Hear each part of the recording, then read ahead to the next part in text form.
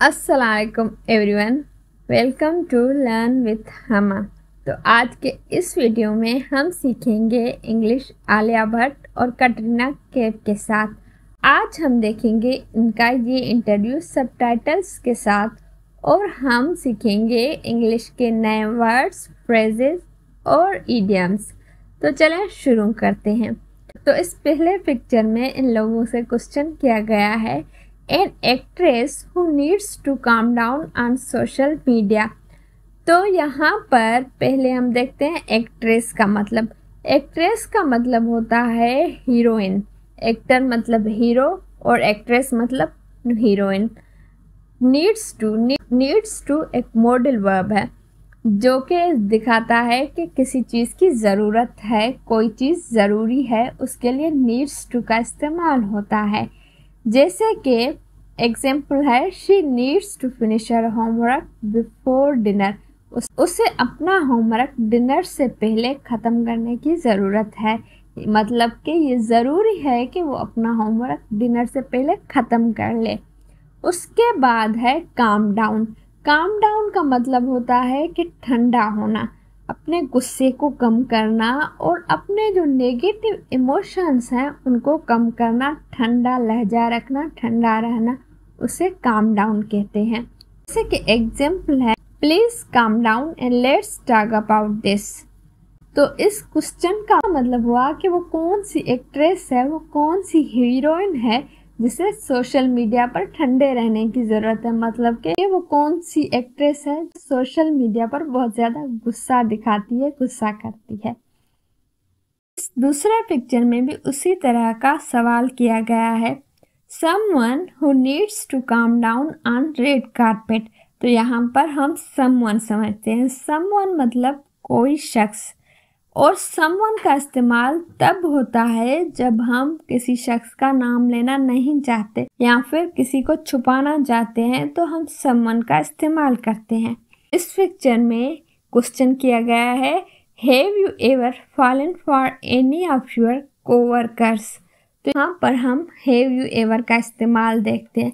Have you ever ये ऐसा phrase है जो अंग्रेज बहुत ज़्यादा इस्तेमाल करते हैं और ये क्वेश्चन फ्रेज है। मतलब क्वेश्चन पूछते वक्त आप इस फ्रेज का इस्तेमाल कर सकते हैं और इसका मतलब है कि ज़िंदगी में कभी भी कोई भी चीज़ अगर आप किसी से पूछना चाहते हैं, ज़िंदगी में कभी ये काम आपने किया है, तो आप हैव यू एवर का इस्तेमाल करेंगे वहाँ। जैसे कि अगर आप किसी से पूछना चाहते हैं कि उसने अपनी पूरी ज़िंदगी में कभी एशिया का सैर किया है, तो आप पूछ सकते हैं, have you ever travel to Asia. इसी तरह अगर आप किसी से पूछना चाहते हैं कि आपने कभी सुशी ट्राई की है, तो आप पूछ सकते हैं, have you ever tried sushi. इसी तरह कोई भी क्वेश्चन जो कि आप चाहते हैं, किसी से पूछना चाहते हैं कि उसने कभी ये चीज़ पहले किया है या नहीं, तो आप हैव यू एवर का इस्तेमाल करेंगे। जैसे कि अगर आप किसी से पूछना चाह रहे हैं कि आप कभी पाकिस्तान गए हैं, तो आप पूछ सकते हैं, have you ever been Pakistan. तो हैव यू एवर का इस तरह इस्तेमाल होता है। तो यहाँ पर इस पिक्चर में ये है, as far as your look is concern. तो यहाँ पर पहले देखते हैं as far as. As far as का मतलब होता है कि जितना के या जैसा के। तो अगर आप कोई भी चीज़ कह रहे हैं और उर्दू में जितना के या जैसा के जहाँ भी इस्तेमाल होता है, वहाँ पर इंग्लिश में आप एज फार एज का इस्तेमाल करेंगे। फॉर एग्ज़ाम्पल, अगर आप किसी को बताना चाहते हैं कि मेरे इल्म के मुताबिक ये चीज़ ऐसी है, तो आप कहेंगे as far as I know. जैसे कि अगर आप किसी को बता रहे हैं कि मेरे नॉलेज के मुताबिक या मेरे मुताबिक ये मीटिंग 3 बजे होगी, तो आप कह सकते हैं as far as I know the meeting timing is 3 o'clock। तो मीटिंग की टाइमिंग 3 बजे है।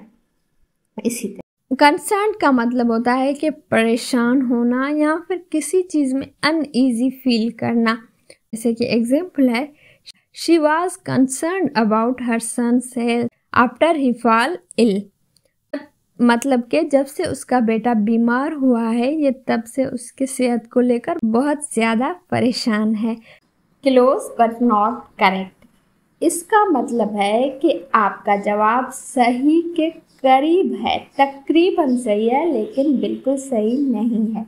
ये बहुत अच्छा सेंटेंस है, आप इसे लिख कर रख लें और जब भी ज़रूरत पड़े तो आप इसे कह सकें। क्लोज बट नॉट करेक्ट मतलब कि सही के करीब है, तकरीबन सही है लेकिन बिल्कुल सही नहीं है। से और स्ट्रिप इट। तो स्ट्रिप का मतलब पट्टी भी होता है और स्ट्रिप का मतलब उतारना भी होता है। तो ये इस प्रोग्राम का सेगमेंट है जिसमें या तो आप किए गए सवालों के जवाब दें या फिर आप उनकी जगह पर जो चीज़ आपने पहनी हुई है, मतलब कि जो एसेसरीज, रिंग्स, इयररिंग्स, शूज़ या कुछ भी जो आपने पहना हुआ है वो उसके जवाब देने के बदले रख लें। तो सेट और स्ट्रिप इट मतलब कि या तो कह दें, उसका जवाब दे दें या फिर उसके बदले में कोई भी चीज़ उतार कर वहाँ पर रख लें। Because you are my friends as well, so I am not going to get you into any trouble। तो पहले as well का मतलब समझते हैं। as well का इस्तेमाल ऐसे ही होता है जैसे also या फिर to का इस्तेमाल होता है। as well का मतलब भी होता है भी, मतलब कि जब भी आप दो चीज़ें बता रहे हो कि ये एक चीज़ है और ये दूसरी भी है तो आप as well का इस्तेमाल करेंगे वहाँ पर। जैसे कि अगर आप कह रहे हैं कि वो मेरी माँ भी और दोस्त भी है तो आप कह सकते हैं she is my mother and friend as well. जब आप दो चीज़ों का बता रहे हैं कि एक चीज़ तो है लेकिन उसके साथ ही दूसरी चीज़ भी है तो एज वेल का इस्तेमाल होगा और एज वेल सेंटेंस के आखिर में आता है। जैसे कि यहाँ पर है because you are my friends as well, तो कहते हैं going to get into any trouble. तो get into any trouble का मतलब होता है कि मुसीबत में डालना, किसी भी, एनी ट्रबल मतलब किसी भी मुसीबत में।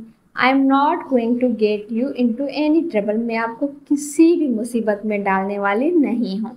आई होप ये वीडियो आपको पसंद आया होगा। अगर चैनल पर नए हैं तो चैनल को सब्सक्राइब करें, वीडियो अच्छी लगी है तो वीडियो को लाइक करें।